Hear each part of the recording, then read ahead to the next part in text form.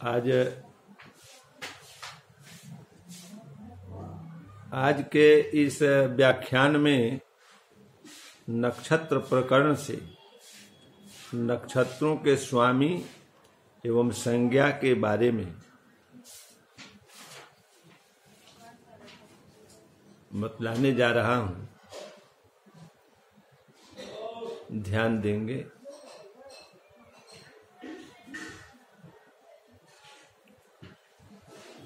पंचांग के 5 अंगों में नक्षत्रों का महत्वपूर्ण स्थान है। 5 अंग इस तरह से हैं। पहला तिथि, द्वितीय वार, तिथि नक्षत्र, जोग एवं करण। अनेक ताराओं के समुदाय को नक्षत्र कहते हैं। आकाश मंडल में असंख्य तारिकाओं से अश्व, सर्प, हाथी आदि के आकार बनते हैं। आकाश के 12 भागों में राशि और 27 भागों में नक्षत्र माना गया है। जैसे पृथ्वी पर रेल से यात्रा करने के लिए सरकार ने जनता के लिए स्टेशन बनाए हैं।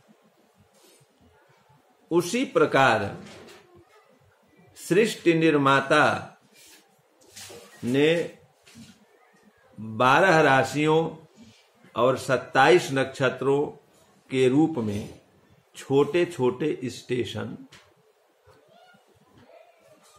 तारों के रूप में बनाकर उनका अंतर निश्चित कर दिया।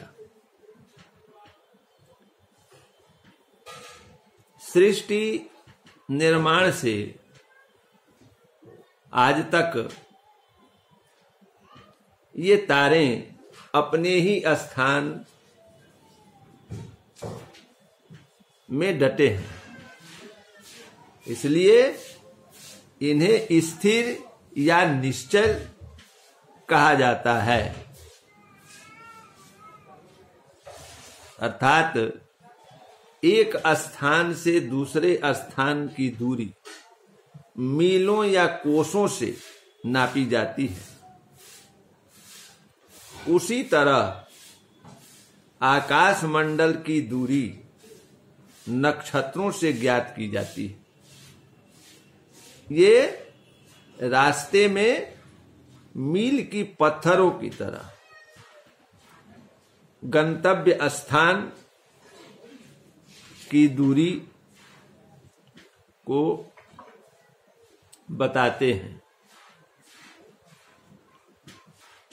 मुहूर्त चिंतामणि के नक्षत्र प्रकरण में नक्षत्रों के स्वामी और संज्ञा के बारे में श्लोक है।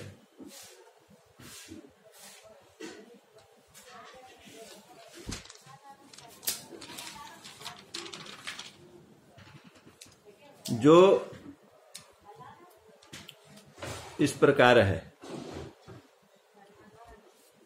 नास्त्यांता कवः निर्धार्ति ससभ्री द्रुद्रादिति जोरगा रीक्षे साह पितरो भगोर्जमरवि त्वष्टा समीरः क्रमात् शुक्राग्नि खलु मित्र इंद्र निरितिर तीक्षराणि विश्वे विधि गोविंदो वसुतोजपाज चरणा अहिर्बुधन्य पूखाभिधा।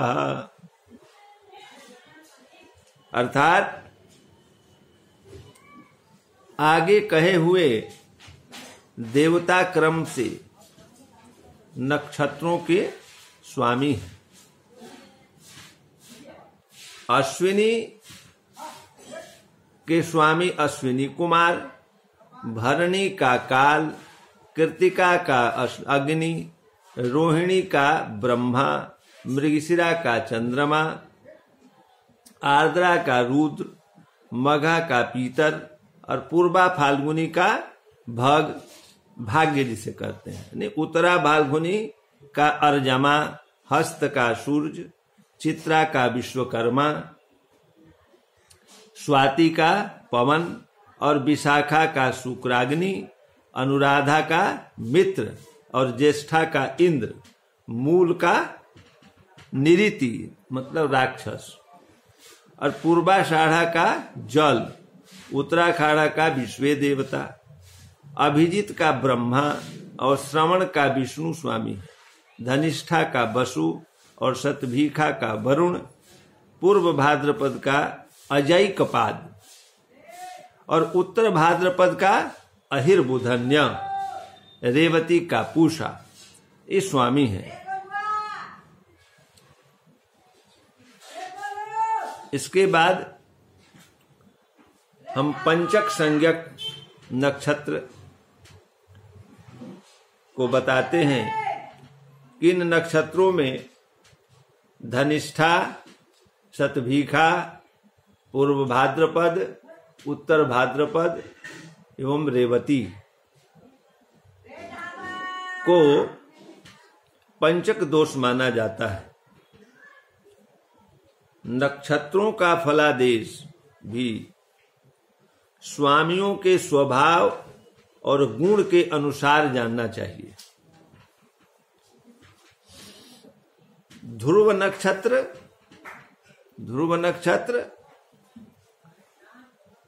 से 4 उग्र, मिश्र, लघु, मृदु, तीक्ष्ण संज्ञक हैं।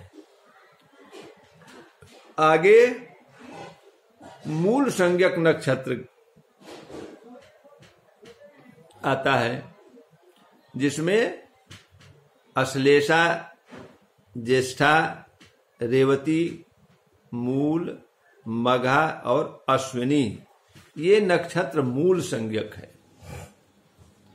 इनमें यदि बालक का जन्म होता है तो 27 दिनों के पश्चात जब वही नक्षत्र आ जाता है तब शांति कराई जाती है।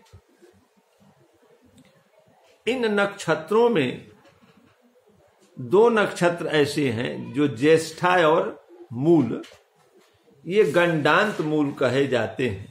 मूल संज्ञक तथा अश्लेषा जो है नक्षत्र, यह सर्प मूल संज्ञक, इसे नक्षत्रों की संज्ञा में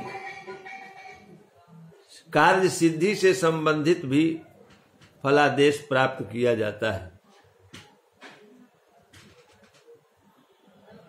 श्लोक है उत्तरात्रय रोहिण्यो भास्करस्य ध्रुवम स्थिरम तत्र स्थिरम विजयगेहा शांत्यारामादि सिद्धई।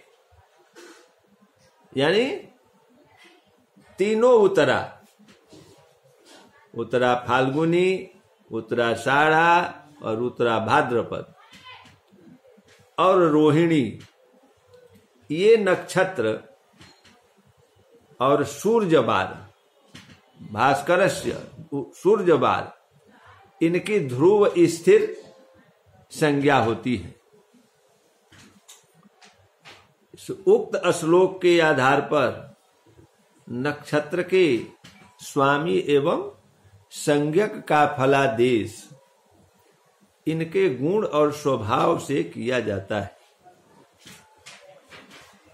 शुभता की प्राप्ति एवं दोषों की शांति के लिए इन नक्षत्रों के स्वामियों की पूजा की जाती है और इन नक्षत्र संज्ञक में स्थिर कर्म, बीज बोना,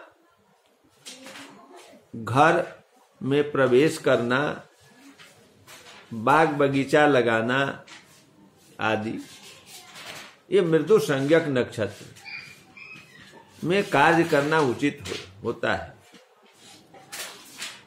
इसी प्रकार अन्य नक्षत्रों के संबंध में भी विचार करना चाहिए।